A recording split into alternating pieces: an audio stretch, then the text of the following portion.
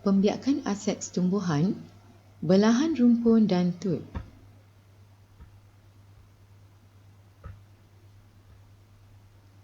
Belahan rumpun. Prosedur kerja untuk belahan rumpun. Langkah pertama, sediakan alatan seperti skater, parang atau pisau, sudik tangan dan medium semayan iaitu tanah long, bahan organik dan pasir sungai, serta bahan tanaman pokok Ophiophorgan jaburan. Langkah kedua, mengeluarkan rumpun pokok dari bekasnya, membuat belahan rumpun menggunakan parang atau pisau, membuang akar berlebihan menggunakan skater. Langkah ketiga, memasukkan rumpun ke dalam bekas tanaman dan padatkan di pangkal rumpun. Langkah keempat, menyiram dengan air secukupnya dan letak di bawah 50% naungan. Tut markot. Prosedur kerja. Langkah pertama, sediakan peralatan dan bahan iaitu skater, pisau, plastik lutsina, tali, hormon pengakaran dan bahan yang sihat. Menyediakan berbola medium pengakaran tut pada nisbah 1:1 iaitu tanah long dan bahan organik. Membuat 2 kelaran melintang dan 1 kelaran menegak pada dahan yang dipilih. Langkah keempat, buang kulit pada dahan yang telah dikelar, kikis kambium dan sapu hormon pengakaran pada bahagian atas kelaran, melekapkan medium pada kelaran. Kemudian, balutkan dengan plastik lutsina dan ikat balutan dengan tali. Apabila akar telah mula keluar, bahagian tumbuhan yang telah ditutkan bolehlah dipisahkan daripada pokok induk dengan memotong ranting atau dahan di bawah tut tersebut.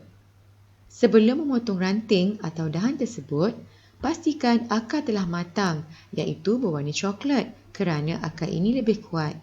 Akar yang berwarna putih masih muda. Anak pokok kemudiannya boleh ditanam ke dalam beg politena atau pasu.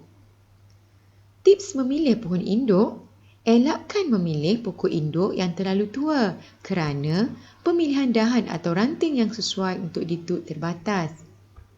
Pilih pokok induk yang produktif iaitu telah berbunga untuk tanaman hiasan bunga dan telah menghasilkan buah untuk tanaman buah.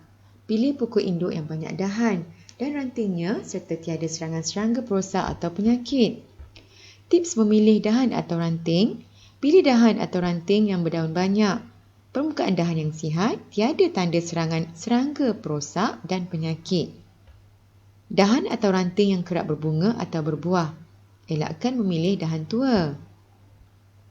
Pilih dahan yang cukup matang iaitu berwarna coklat muda. Jangan pilih dahan atau ranting tersebut yang masih muda. Panjang dahan atau ranting yang ideal adalah antara 20 hingga 30 cm. Bahan lain untuk mempercepatkan proses penumbuhan akar ialah hormon penggalak akar. Hormon ini digunakan untuk membantu dan menggalakkan pengeluaran dan pertumbuhan akar. Hormon penggalak akar ini biasanya digunakan pada proses pembiakan keratan dan tut. Menghasilkan variety pada satu tumbuhan dengan menggunakan teknik pembiakan secara aseks. Penghasilan pelbagai variety pada satu tumbuhan juga boleh dijalankan menggunakan pembiakan aseks. Pembiakan aseks secara cantuman baji terhadap pokok bougainvillea iaitu bunga kertas dan hibiscus rosa-sinensis iaitu bunga raya merupakan satu kaedah mempelbagaikan corak warna pada satu batang pokok. Sebagai contoh, pada satu pohon pokok bunga kertas, terdapat 2 atau 3 warna bunga yang tumbuh dalam satu dahan. Penghasilan bunga yang pelbagai corak dan warna ini akan meningkatkan nilai harga pada tumbuhan lanskap ini. Gambar menunjukkan contoh bougainvillea yang telah dilakukan cantuman baji. Sekian, terima kasih.